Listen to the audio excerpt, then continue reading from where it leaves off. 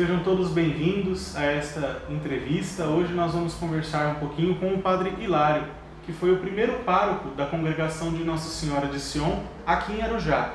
Eles chegaram aqui em fevereiro de 1991 e este ano estão completando 30 anos desta presença de Sion aqui. É um prazer recebê-lo, Padre Hilário, poder conversar com o Senhor hoje, passar um pouquinho dessa sabedoria e desse conhecimento do Senhor para nós. A primeira pergunta é como e por qual motivo a congregação de Sion veio aqui para Arujá? 30 anos. Sabe que isso me assusta, né? Porque eu vim para cá depois que eu celebrei os meus 25 de padre. Se eu contar nos dedos, 25 mais 30, dá bastante. Veja bem, eu quando cheguei, inicialmente eu como pessoa do Sion. Nós nos instalamos para fazer um noviciado de alguns dos nossos estudantes lá no Tabor. Aí nós assumimos, a pedido de Dom Emílio, a paróquia do Mugilar. Mas interessante, quando digo nós assumimos, é meio assim imprevisto, né? Eu cheguei, o Dom Emílio um dia falou, seria bom que você ajudasse numa paróquia. Eu falei, tá bom. Olha, vai ter uma reunião na paróquia do Mugilar, depois da manhã, no sábado, e você podia ir lá para conhecer o pessoal. Eu fui lá. Começou a reunião lá no salão, que depois ficou creche. Ele falou, olha, gente, queria apresentar para vocês o Padre Hilário, que depois da manhã vai assumir a paróquia.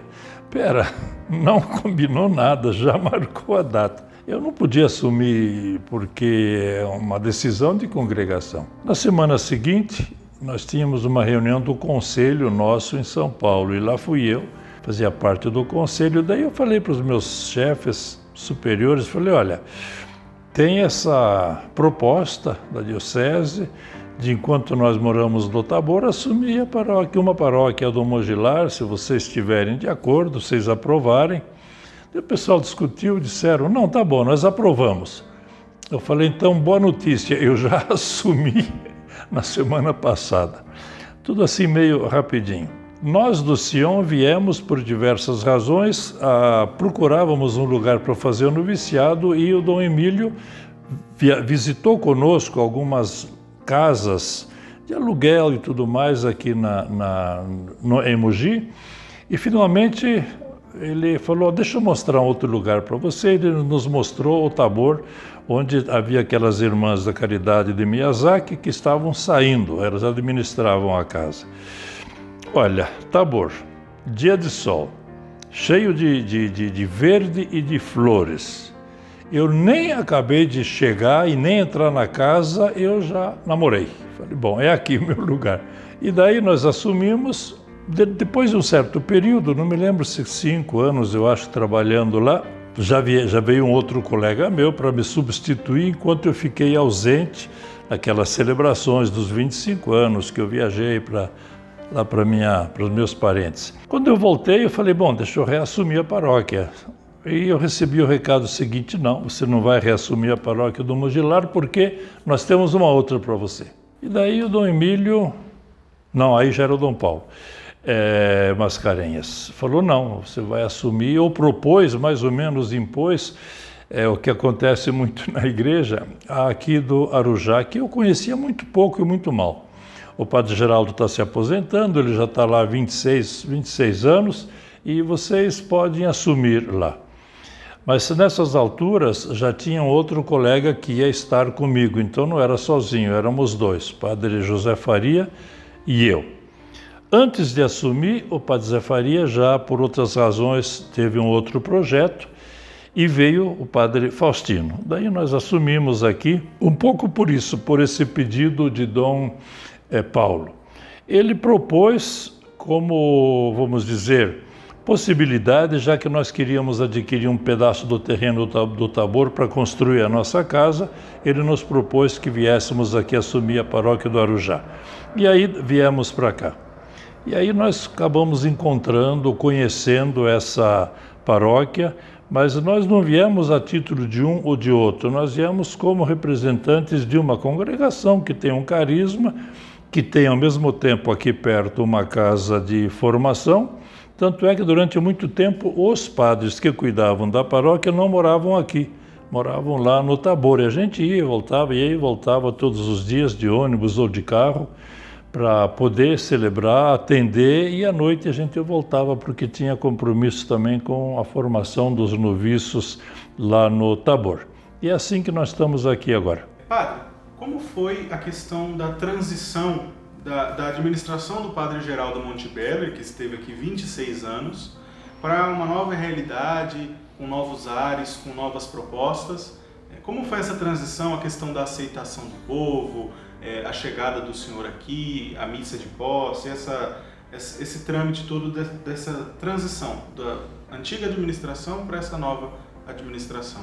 A missa de posse foi muito movimentada porque, junto com o pessoal daqui, que eu acho que veio meio curioso, quem que é esse enxerido que vem aqui substituir o Padre Geraldo? O Padre Geraldo era uma instituição venerada e venerável. Além disso, vieram diversas pessoas de Mogi, das equipes de casais e da paróquia do Mogilar, conhecidos que vieram aqui. A igreja era pequenininha, mas juntamos bastante gente aí. Depois teve uma sessão solene aí com autoridades, prefeito, etc. e tal. Alguns monges do Tabor que vieram também nos acompanhar. Bom, o Padre Geraldo ficou 26 anos, o Padre Geraldo era um antigo capuchinho italiano, ele tinha uma formação já bem a pré-concílio. E ele, depois que começou a haver essas mudanças pastorais, de organização, durante e após o concílio, inclusive quando ele veio, acho que não era nem diocese aqui, acho que era a diocese, acho que era de São José dos Campos, não sei, porque o Padre João, que estava em Santa Isabel, era de lá. Bom, e quando criaram depois a diocese de Mogi, ele já estava aqui e ficou. Além disso, ele tinha aquela mentalidade e um trabalho que ele desenvolveu durante muito tempo, atendendo uma cidade que era pequena, a formação dele é o pastoral, atendendo o povo, desenvolvia algumas atividades normais de jovens, de preparação para os sacramentos, primeira Eucaristia, etc. E a organização da paróquia, do ponto de vista econômico, tinha aí uma porção de atividades, capelas que estavam sendo construídas, Jordanópolis, do Barreto, etc. Nós, quando assumimos, é evidente que, primeira coisa, a gente vai querer conhecer, ver como é que não é, quem frequenta, quem não frequenta, quantas pessoas tem. A igreja era uma construção bastante antiga, estreitinha, precisava de algumas adaptações que nós fomos fazendo aos poucos. Do ponto de vista de recurso, não tinha nenhum, nem veículo não tinha. Quando a gente podia usar a Kombi lá da comunidade, a gente usava. Senão vinha de ônibus, mas não era tanto problema, não. Pois com a ajuda da Alemanha conseguimos adquirir um primeiro veículo aqui para a paróquia. E fomos aos poucos conhecendo, convidando pessoas para assumir, para assimilar essas atividades pastorais. Mas com surpresas, veja bem, um dia eu chego aqui e me dizem, não, um dia não, uma semana, eu estou aqui, olha, e tal final de semana tem o curso de noivos. Oba, está tudo organizado? Tá tudo organizado. Eu chego aí naquele sábado em questão, ao meio-dia, para o curso de noivos, não tem ninguém. Daí a pouco começam a chegar alguns casais de noivos, eu esperando que tivesse alguns agentes leigos, responsáveis, não tinha ninguém. Bom, o pessoal estava aí, eu comecei, fiz uma palestra, fiz outra, esperando que chegasse alguém.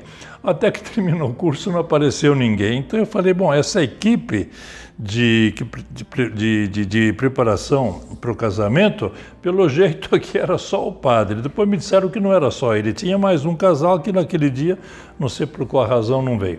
Bom, as surpresas que a gente tem agora, era programado, talvez não tivesse muita participação, muita gente participando, mas depois a gente foi, acho que animando, estruturando com a criatividade, diversos leigos da comunidade São Francisco lá no Tabor foram sendo convocados, ajudando, os seminaristas que eu tinha no noviciado foram ajudando, animando as comunidades lá da São José, que era uma capela num estado ainda primitivo, estavam construindo, mas estava na situação ainda muito precária, e outras comunidades que foram, ao mesmo tempo, se construindo, animando a pastoral. Eu acho que era bastante organizada do ponto de vista mais antigo, não havia muita participação, parece que havia uma certa ideia de uma passividade, esperando que o padre faça. E eu acho que foi se introduzindo uma nova mentalidade de provocar que as pessoas participem e que não fique tudo nas costas do padre, inclusive porque o padre Geraldo, já envelhecendo, não tinha mais aquela atividade que ele podia ter tido uns 20 anos atrás, né? Não tinha ministros, Eucaristia, coroinhas, eu nem me lembro. Tinha os garotos que vinham aí ajudar a missa, mas não era assim, coroinhas organizadamente. Secretária não tinha escritório paroquial. O escritório funcionava lá embaixo, onde era a casa do padre, naquela casa que hoje acho que é um centro pastoral, né? Mas aqui tinha uma pequena estrutura lateral, onde já tinha sido iniciada uma construção e tinha parado. Daí eu convoquei algumas pessoas que eu fui conhecendo, vieram aí no final de semana, nós conseguimos cobrir, depois aos poucos rebocamos e começou a funcionar o escritório paroquial. No começo era nós que atendíamos, por isso que eu digo, a gente vinha do Tabor e ficava dando expediente lá embaixo e tinha a celebração à noite. Isso durante a semana. Aos domingos tinha um pouco mais de gente que organizava um pouco as celebrações, não é equipe de liturgia, mas tinha gente que assumia. Tinha uma senhora que morava lá embaixo, eu não lembro mais o nome dela, ela morava na casa paroquial, ela e o marido, então ela funcionava meio que como representante do padre, não era bem secretária não, e ajudava, organizava, esclarecia, às vezes a gente não sabia como fazer. Tinha uma vizinha que já não está mais aí, que quando nós vínhamos à tarde, ela vinha lá delicadamente com uma bandejinha oferecendo um café com um sanduichinho, porque não tinha nada. Bom, eu podia sair no bar para tomar um café também, se fosse o caso, como algumas vezes aconteceu. Mas não havia assim uma estrutura, não. Tudo isso foi sendo organizado e criado aos poucos. As características mais marcantes da comunidade paroquial daqui do Senhor Bom Jesus de Arujá, qual o senhor acredita que seja? Veja bem, às vezes é difícil descrever. Eu não sou muito sociólogo para analisar direito, mas o que eu encontrava? Havia algumas pessoas que tinham participado de um movimento familiar cristão e participavam aqui, não mais como movimento, mas como casais ou como indivíduos. Havia diversas pessoas que eram colunas aqui da comunidade. Eu me lembro de algumas já idosas, o Sebastião, lá perto do Sítio do Norte, depois aqui o José Menino, que era aqui perto do Arujá América, enfim, outras pessoas também. É difícil, a gente esquece e nem sempre cita quem mereceria. Eles eram pessoas que garantiam a estrutura, com o tempo que eles tinham e a possibilidade. O tempo era mínimo, era mais personalidade. Agora, o que havia era famílias tradicionais já daqui, que tinham aquela visão tradicional de prática religiosa e de fidelidade à Igreja Católica. Não havia, vamos dizer, marcas da ação católica ou de outros movimentos que tinham marcado a evolução da Igreja. Mas havia, como há até hoje, pessoas que tinham vindo de outros lugares do país com uma formação religiosa já. Então é um benefício, por exemplo, que nós temos até hoje aqui. Você encontra pessoas que vieram do Nordeste, do Norte ou do Centro-Sul também, que já vêm com uma formação religiosa, e para nós é um benefício muito grande. Assim como também pessoas que saem daqui com uma formação religiosa que receberam e que vão exercer nas paróquias onde eles vão se instalar agora. Certo número de pessoas com uma formação tradicional, com uma firmeza de fidelidade à prática. Havia uma presença muito pequena ainda de grupos evangélicos. Já havia algumas pequenas igrejas, mas era muito pequena, não é de um modo tão vasto como tem atualmente. Associações que eu me lembro não havia, talvez houvesse um ou dois que carregavam fita de congregados, coisas assim, congregados marianos, mas já não havia mais a instituição. Havia algumas pessoas ainda que eram, vamos dizer, o remanescente de um grupo de apostolado da oração. Isso havia, um pequeno grupo que depois foi muito encorajado e desenvolvido, sobretudo pelo padre Faustino. Mas era isso, um grupo perseverante, não muito grande, mas firme, fiel na presença e na prática da igreja. Havia também já se formando comunidades, né? Então no Barreto já havia uma comunidade onde muita gente que frequentava lá depois não vinha participar aqui. E lá tinha uma experiência de comunidade de base animada por alguns seminaristas diocesanos na época. Eu estava falando outro dia, né, que tinha dois que animavam lá embaixo, que era o atual Dom Rosalvo e o Maurício, que foram ordenados os dois juntos aqui na nossa paróquia. Outros seminaristas, eu digo provavelmente, não acompanhei muito em outras comunidades, mas os nossos rapazes, os noviços, começaram assumindo, não só noviços, mas leigos também, porque lá no Tabor tem aquela comunidade de São Francisco, e cada casal da comunidade, eram 6, acho que 5 casais, cada um assumia uma comunidade. Então tinha no Arujá América, tinha aqui no Jordanópolis, tinha no Barreto, a Rosana, tinha o Paulinho, que começou ajudando um pouco, mas depois ele assumiu toda a questão do trabalho de preparação para a crisma com os jovens, aqui na Matriz, que congregava os jovens. Lá em cima, no Mirante, estava muito hesitante, mas havia já algumas iniciativas, tinham começado mal e mal os alicerces que tinha parado depois do que é atualmente uma bela de uma igreja que depois foi completada e construída. Então, esses grupos foram trazendo vida, criatividade, iniciativas, apoiando os padres, cobrando dos padres que fizessem mais e mais e mais, cada vez mais, e mostrando a necessidade de uma formação. Nós começamos lentamente também alguns grupos, que nem o grupo de curso bíblico que a gente tinha aqui na paróquia, e era muito bom porque além da partilha do curso, a gente trocava informações daquilo que estava acontecendo a nível de paróquia. Me lembro que eu tinha, na época que eu trabalhei na CNBB, eu tinha participado de todo aquele processo de planejamento pastoral.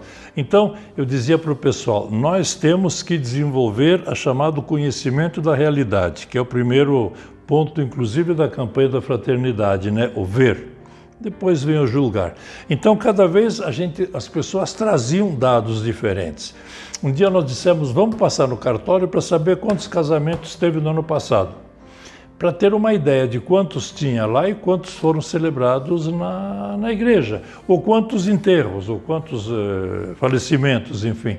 Quantas crianças foram registradas e quantas foram batizadas aqui. Então a gente ia aprendendo, tateando um sistema de planejamento. Certamente o senhor viu o desenvolvimento da cidade, né? Qual era a relação entre a sociedade civil arujaense e a realidade religiosa, a paróquia?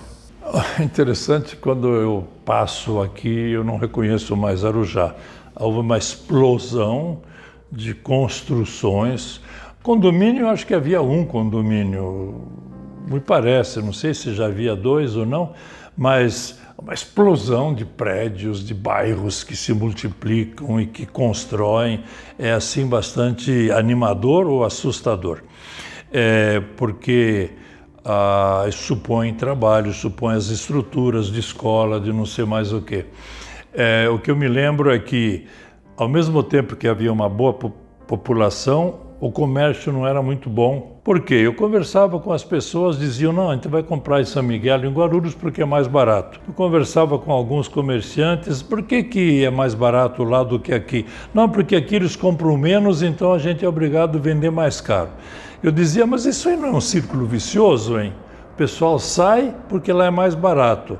Vocês cobram mais caro porque o pessoal sai e não compra aqui. Então, não tem uma saída? Bom, nunca entendi a economia e não foi aqui que me ajudou a entender.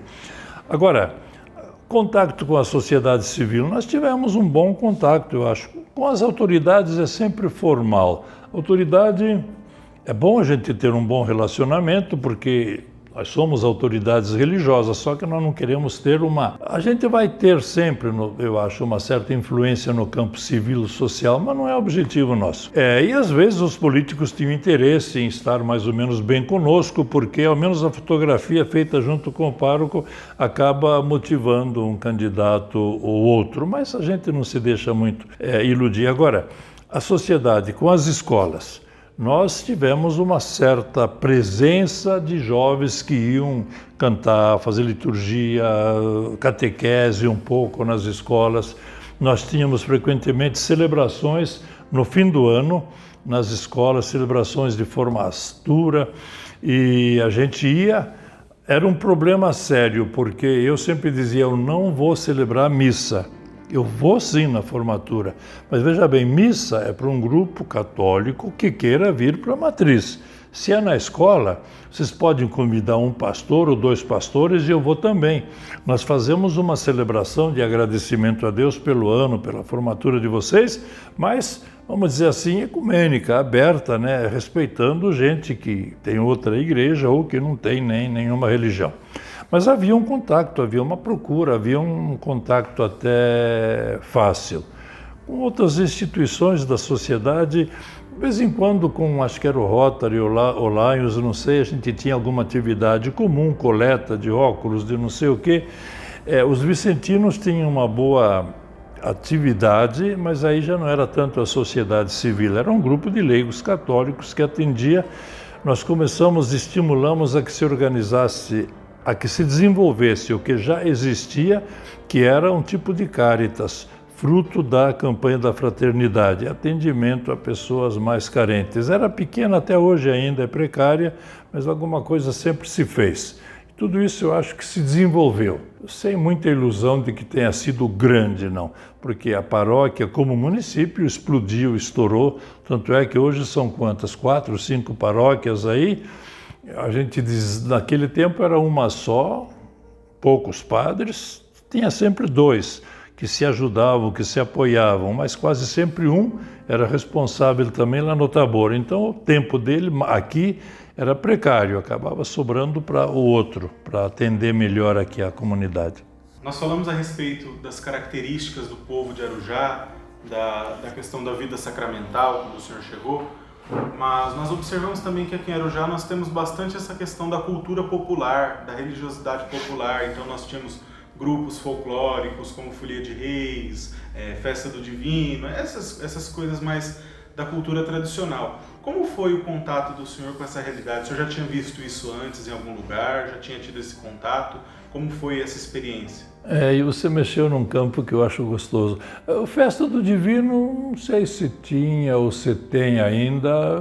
Para mim, talvez não seja expressiva a ponto de ter me marcado. Havia as quermesses nossas, com as suas características, rifa, lanche, esse negócio todo que é normal numa quermesse, cantores que vêm aí animar, etc. Agora, a Folia de Reis sempre foi um pouco uma paixão para mim. Eu gostava de ver a turma. Quando eu sabia que tinha alguma manifestação deles, eu ia lá para assistir, mesmo que não fosse ligado à igreja, e eu ficava imitando o pessoal e ficava perguntando como é que eles batiam um no outro sem machucar a mão um do outro, porque eu seria o primeiro a arrebentar os dedos do colega, enfim. Havia um apoio, eu sempre valorizei bastante a cultura popular. Agora, não havia, eu acho, uma cultura popular organizada. Havia aquilo que eu dizia, comunidades de base que iam se formando aos poucos nos bairros, nas periferias, em torno da igreja, das capelas. Mas havia, da minha parte, uma admiração e um estímulo para essa manifestação de cultura popular. Havia, de vez em quando, o pessoal que se reunia mesmo aqui para cantar, uns cantores, mas uma vez acho que desenvolveram também um grupo que cantava missa sertaneja, tanto lá no Jordanópolis quanto acho aqui também. Mas era uma realidade do próprio povo se organizava, não foi iniciativa nossa. Certamente houve apoio e eles gostavam de ver a presença da gente, me parece. Deixa eu fazer uma pergunta. É assim, quando a gente tem a presença de um sacerdote que é do concílio, como foi a transição aí com o padre Geraldo Montebeller, como é que o senhor percebeu a aceitação nossa aqui de Arujá com essa forma de Sion catequizar? Então, até agora eu estava falando um pouco da realidade daqui, como eu a vi. Agora não é um modo técnico, são impressões pessoais e generalizações que eu faço. Precisaria trazer mais dados para justificar o que eu estou dizendo. Bom, Sion tem uma característica que é bíblica e que é de diálogo com o judaísmo ou com qualquer outro grupo, que seja ecumenismo, e uma familiaridade, eu falei, bíblica com a palavra de Deus. Isso se manifesta nas pregações, na liturgia e também nos cursos que nós tentamos organizar aqui. A pergunta boa seria de fazer para o pessoal como é que eles sentiram, como é que eles viram. Eu acho que nós viemos num momento em que mesmo na diocese estava se tentando organizar melhor a catequese infantil e adolescente ou jovem, a liturgia com concursos de canto pastoral. Nós tínhamos alguns daqui e lá do Barreto que participavam, até apresentavam competições lá, números para essa canto pastoral. Agora, o Sion tem essa característica. Primeiro, nós somos religiosos. O primeiro não quer dizer ontologicamente. E, ao mesmo tempo, nós somos também padres. Então, ao mesmo tempo que a gente tem o ministério de padre, como qualquer padre no mundo todo, atendimento sacramental, as pessoas, pastoral, conversa, ouvir, orientação, nós temos uma linha bem característica que aparece nas pregações, nas orientações, nos aconselhamentos, nos grupos que foram se formando como grupos de equipes de casais de Nossa Senhora, etc. Uma familiaridade com a Bíblia, uma visão do contexto bíblico para, a partir daquele possível fundamentalismo de pegar o pé da letra, ver qual que é a mensagem que pode emergir para a prática de cada um. Olha, como foi a aceitação? Eu não saberia dizer, mas o que eu digo é o seguinte: o que me parece que havia uma valorização, me parece que o pessoal, daqueles cuja reação a gente podia sentir ao menos, gostavam. A gente percebe que tem um pequeno núcleo que continuou, mesmo de um nível técnico, digamos, aprofundar um pouco mais, seguindo até cursos que nós oferecemos em alguns centros de estudo e até no exterior. Tem a impressão que nós marcamos com essa característica que vem do carisma nosso e que vem muito encorajada também pelo Concílio Vaticano II, de uma pastoral ligada às raízes, às fontes. Porque, de um lado, é importante a gente perceber aquilo que dizia o pessoal, vem com uma convicção e pratica. De outro lado, a parte mais jovem desenvolve um senso crítico influenciado por tantos meios de comunicação. E nessas alturas o que conta é se eles chegam a formar uma base, uma fundamentação que os ajude a manter essa convicção ou até aprofundar. Então, nessas alturas, os estudos, discussões bíblicas e complementação com outros estudos, catecismo, teologia, filosofia, etc., de um modo bem amenizado, é claro, vão dando. O Sion valoriza muito o estudo. Eu vejo nossos rapazes lá, eles cobram de nós, de mim, às vezes nem sempre eu sei como encaminhar, mas eles cobram porque eles já sabem que no Sion uma característica é aprofundar o mais possível. Os outros padres e seminaristas também fazem, não estou querendo comparar, achar que é melhor ou que é pior, mas essa característica eu acho que nós conseguimos ir passando pro nosso povo. E nos cursos, nos grupos de reflexão, de oração, nas conversações pessoais, mas também nas celebrações. O gosto pela liturgia, nós tivemos certo tempo aí o Padre Osvaldo até escreveu alguma coisa sobre liturgia, e ele é rigoroso, exigente, por uma prática litúrgica segundo as orientações e segundo o sentido que pode ter. Eu acho que houve uma apreciação e um aproveitamento bastante bom. Padre, a nossa vida ela é feita de momentos, né? E nesses 30 anos de Sion aqui na nossa paróquia, quais o senhor acha que tenham sido os momentos mais marcantes desta presença aqui? Olha, a vida é feita de momentos. Para alguns, os momentos já estão chegando ao fim, como sem Covid.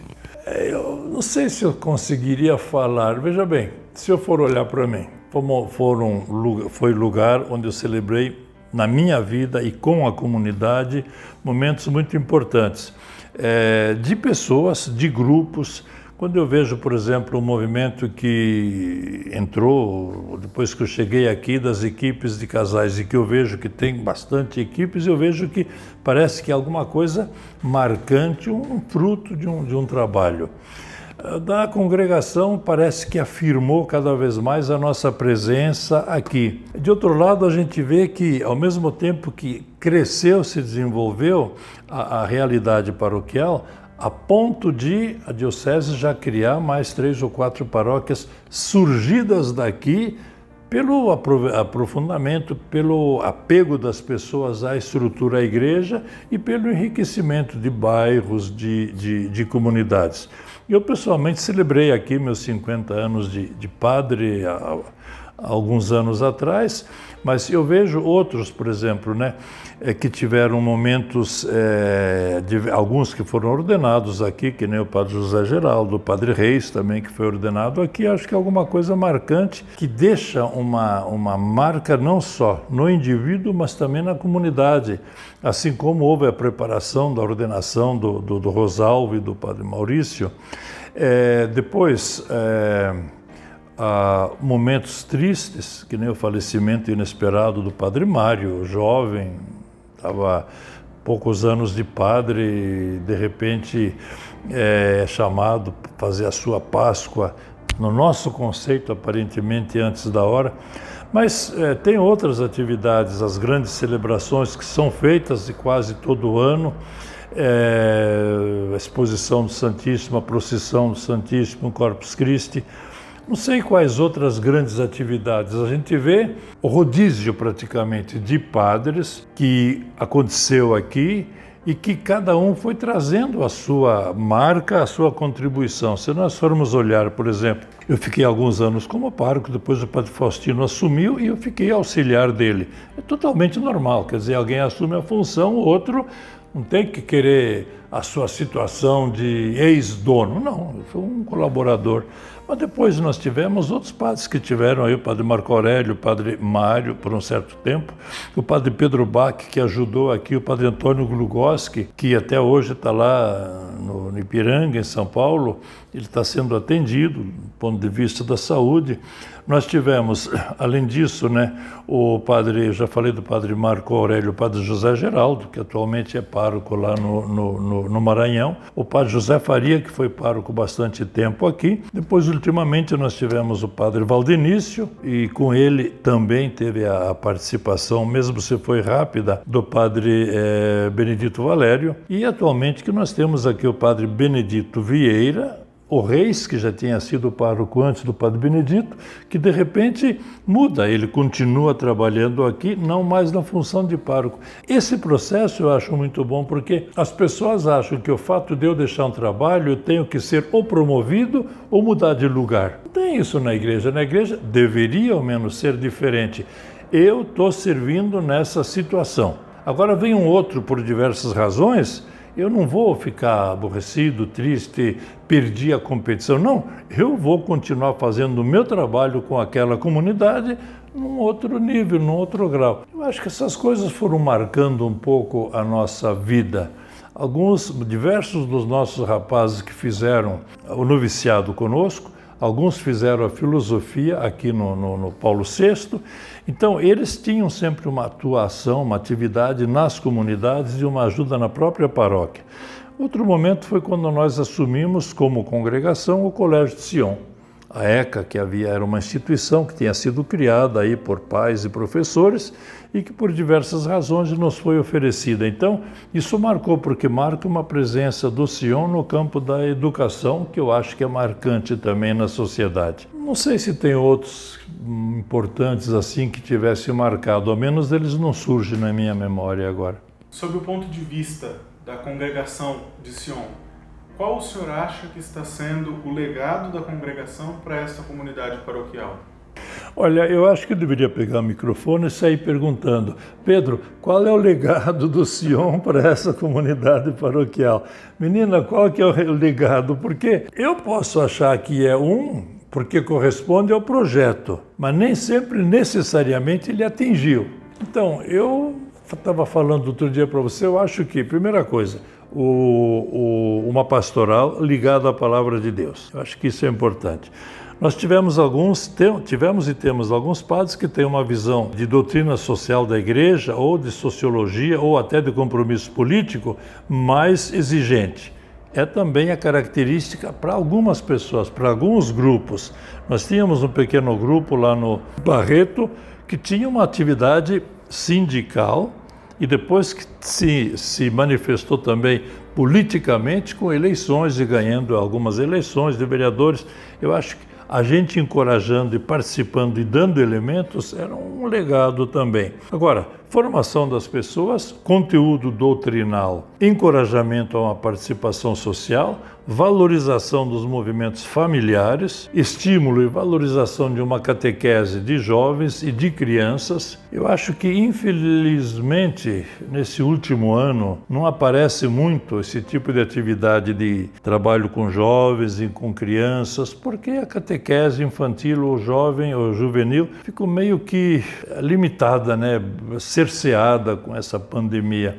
Mas certamente houve muita atividade e eu acho que muita coisa vai continuar a hora que nós pudermos retomar, porque nós tínhamos a graça da ajuda dos outros jovens nossos ou outros que animavam, apoiavam e completavam eventualmente o trabalho que os próprios padres faziam. O legado, acho que foi uma presença, um testemunho de homens, padres, religiosos ou não, religiosos, padres ou não, que testemunharam a sua fé, o seu entusiasmo e também o relacionamento bom e fácil com as pessoas. Eu acho que isso é sempre uma marca que a gente pode deixar. E Sion tem essa característica de uma vivência da caridade. A caridade às vezes é exigente, ela é gostosa, ela é suave, mas tem horas que ela cobra. Então, o nosso fundador dizia que ele preferia ver a congregação desaparecer do que desaparecer a caridade no relacionamento. E eu acho que isso é uma cobrança que nós fazemos para nós e que transparece também no relacionamento com o nosso povo. Tendo em vista tudo isso que o senhor nos disse, quais os planos de ação para o futuro? Olha, tem que perguntar para os jovens. Plano primeiro é a gente ser fiel e continuar atendendo segundo as orientações da igreja e segundo os projetos de encaminhamento da diocese. Segunda coisa, estimular bastante a chamada pastoral vocacional. Numa paróquia viva, é normal que surjam vocações. Quer dizer, pessoas que queiram, num certo momento, dizer, será que Deus não está também me chamando para esse tipo de ministério? Tem alguns que respondem, mas fogem do caráter religioso, vão lá para o clero diocesano. Não estou falando de ninguém. Mas para dizer, a dimensão vocacional é um sinal de que a comunidade está sendo viva. Nós temos mais 2 ou 3 daí, né? Nós temos o padre Edivan, lá do Barreto, o diácono Victor, que talvez seja ordenado esse ano, que também vem aqui do Barreto, mas não é só nós ou vocês. O importante é que a dimensão vocacional se desenvolva, tanto para a vocação familiar, quanto para a profissional, quanto para a religiosa e ou sacerdotal. O projeto é que a gente tente aprofundar isso, transmitir, animar e que a comunidade também apoie a nossa fidelidade, né, a Jesus Cristo, numa familiaridade com a Nossa Senhora do Sion, ou seja qual for o título que nós queremos dar a ela, mas também que a gente convivendo, que a gente tendo a nossa contribuição e a dos leigos, possamos fazer sempre uma comunidade florescente. É mais ou menos por aí, eu acho. Tendo nos assistido desde fevereiro de 1991, qual a sua mensagem? Também nesse ano, acho importante ressaltar que nós celebramos um importante jubileu, né, dos 280 anos do encontro do Senhor Bom Jesus aqui nessa cidade, nessa localidade. Qual a mensagem que o Senhor deixa para nós nessas duas grandes festas, dos 30 anos de Sion e dos 280 anos do Senhor Bom Jesus? Eu falei para você outro dia que dos 30 anos eu sou responsável, dos 200 e tanto eu não estava lá, não estou... Mas veja bem, todo momento em que uma comunidade celebra, Ela pergunta por que estão celebrando. Um aniversário, por quê? Um aniversário de casamento, o que foi? Eu acho que é sempre um momento de revivificar, de dar um tônico para aquilo. Sion se alegra de ter durante esse tempo não só dado, mas recebido a comunidade marcada pelo manto do Senhor Bom Jesus, que sempre teve ao seu lado a presença de Maria. Eu acho que a grande mensagem nossa é essa: vamos continuar caminhando com esse Jesus, que é o que nos propõe o diálogo com o Pai, entre nós e mesmo com os outros irmãos que não fazem parte dessa igreja, mas que acreditam nele, que nem como as diversas confissões evangélicas. Além disso, o fato dessa sociedade, desta cidade ter sido marcada por essa devoção ao Senhor Bom Jesus, que a gente tenha sempre essa característica de um Deus que é bom, que é misericordioso e que convoca todas as pessoas a viverem a fé, a se sentirem a família de Deus e família entre nós todos também. Não sei se é mensagem, mas é um pouco um pensamento e uma aspiração que está no coração. Nós agradecemos ao Senhor por toda essa dedicação, por estas palavras tão bonitas, por esse momento de partilha, de informação, de troca de experiências e de história. E eu gostaria também de pedir que o senhor deixasse uma bênção para aqueles que estão nos assistindo. Eu queria, nessa bênção, lembrar de algumas pessoas, que nem o padre Geraldo Montebeller. Eu me dei bem com ele. Logo que eu cheguei, ele se aposentou, foi morar até fora da paróquia, mas eu mantinha um contato. Nós o assistimos um pouco na época que ele precisou de cirurgias e de atendimento à saúde. Eu fui lá fazer algumas visitas, inclusive às vezes nós fomos com o próprio bispo, que foi ungí-lo antes de alguma celebração. Queria lembrá-lo, assim como eu queria lembrar do padre Mário, um outro colega nosso que teve aqui alguns momentos, né? E que depois faleceu lá em Minas Gerais, também um jovem padre, o nome dele me escapa agora. Então, que essa bênção abarcasse todos esses, Padre Sabiá, que esteve aqui, Padre Raimundo, que nos ajudou aqui, o Padre Napoleão, que esteve presente, que eles do céu olhem por nós e continuem intercedendo por nós todos dessa paróquia. E que pela intercessão de Nossa Senhora Aparecida, olha, aqui tem a medalha milagrosa, que foi a origem, digamos, da visão que o Padre Maria Afonso teve de Nossa Senhora, a quem nós demos depois o nome de Sion. Por intercessão dela, desça sobre todos nós, sobre suas famílias, todos vocês que estiverem vendo, a bênção do Deus Todo-Poderoso, que é Pai, Filho e Espírito Santo. Amém.